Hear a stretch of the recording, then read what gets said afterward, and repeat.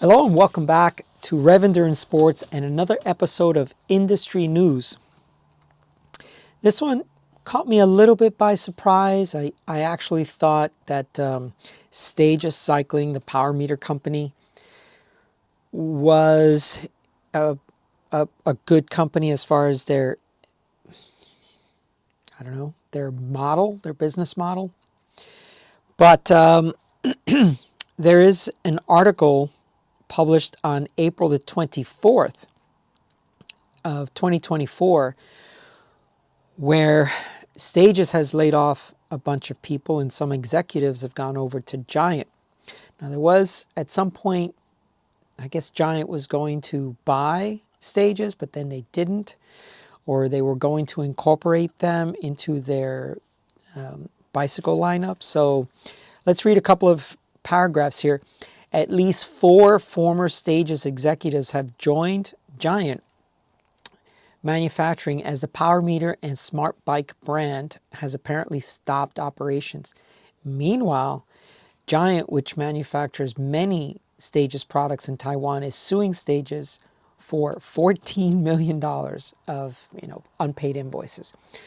So not only did they make power meters for the bike for outdoor, so you could get it in a left crank arm or you can get it as a left-right power meter. So if you have a Stages power meter, make a comment down below. Tell me what your experience has been. As a matter of fact, it was one of the more economical power meters for a long time, predominantly on the Shimano side. And what was really good is if you were patient enough, every time that Shimano would go, like let's say from Dura-Ace 9000 to Dura-Ace 9100, then the 9,000 cranks would go on sale and on closeout. And so, because Stages would buy the crank arms from Shimano and then put the tiny little power meter on there. I think it's like 20 grams of weight on the crank arm. Well, if you were kind of in that cycle, pardon the pun, of you were getting a new bike and the last time you got a new bike, the power meter was, that crank arm was being phased out. You got a good deal on it. Well, now you're getting a new bike and maybe you're, like I said, you're kind of already in that cycle. Now you're going to get another power meter because, well, it's that group set is discontinued and they've moved on. So they would buy those crank arms, Shimano, and then they would do some other ones. I believe FSA, although I'm not sure. But anyway, the point is, they were like on closeout sometimes, like below $300 or less. So a power meter, very, very affordable. And in fact, I have one, they call it Gen 1, so Generation 1, really old, but I've actually gone back to that. I was using the Favero Asioma pedals, and I love them, and they're very reliable. The problem is, with all the miles that I do, over 10,000 miles some years, I have basically worn out the pedal bodies. So the batteries are still fine. They still take a charge, hold a charge, all that stuff, and it's still very reliable. Sorry, my computer went to sleep, and I need the article up. My apologies here. But I went back to the Stages because I went back to my Dura-Ace pedals, which are stiffer, they're not worn out. So even though I ride a fixed cleat in the Favero pedals, my foot's all sloppy now because the pedal bodies are worn out. You can get new bodies. I just don't feel like going through that. But for most people, this pedal system will last you a very, very, very long time. I think it's like 25 years of charging the battery. It'll still have, it'll only degrade a little bit of battery life. So the Favero Asioma pedals, I recommend them. I sell them to my customers because they work. But I went back to the Dura-Ace pedals, and the power meter device now is my Stages. So Giant had announced last January, that it had agreed to acquire a share of Stages for more than $20 million in cash and stock, but then announced weeks later that that deal was a bust, right? Giant said investing in Stages would expand Giant Group's presence in the indoor cycling market, and investment also serves as part of Giant's strategy of building Giant's cycling ecosystem. So one thing we haven't talked about is Stages had indoor bikes, and they had them not only at spin gyms and things like that, but they also had them for individual end user consumer use, and I sold a couple of those as well. They were pricey, $3,500 or something like that. The first batch had some software issues, so I was running middleman on this because the software updates they were trying to do weren't working. So then they had to ship a whole new bike. And if you've ever seen the crate one of these things come in, it's cumbersome. So that put a little bit of a strain on one of my customers trying to get the thing, because initially they wouldn't drop ship it to their home. They had to ship it to the bike shop. Another one of those silly things that the bike industry does. But eventually we got it to drop ship to the customer himself. And that way they could take the old box with them too, right? That was kind of a good situation in the end. But let's see. So this lawsuit, okay, so these are invoices, that 14 million we were talking about.